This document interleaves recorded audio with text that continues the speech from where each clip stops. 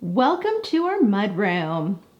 This space did not look like this when we moved in. In fact, it looked something like this. Now, while there was nothing wrong with the other mudroom, it just wasn't as functional for our family of 4. I'm going to show you all the upgrades we did in this space to make sure that it worked for our family.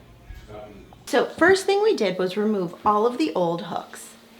We painted the entire wall and the wood structure, and then we added a bunch of hooks. Now these hooks are from Amarok. I love them because the top piece has this like extra tip that can hold jackets really well so things don't like slide off of them.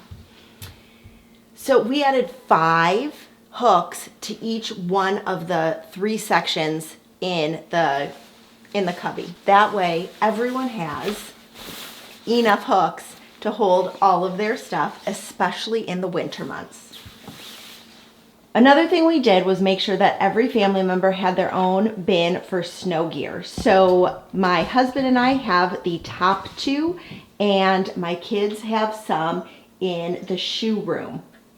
We also used tall bins to store things like hats and extra backpacks.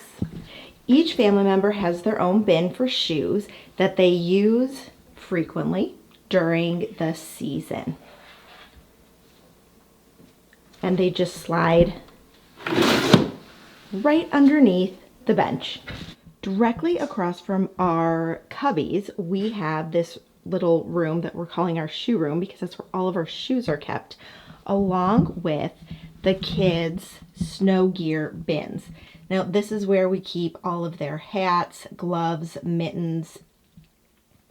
I'm using stacking shoe organizers to keep all of the shoes together.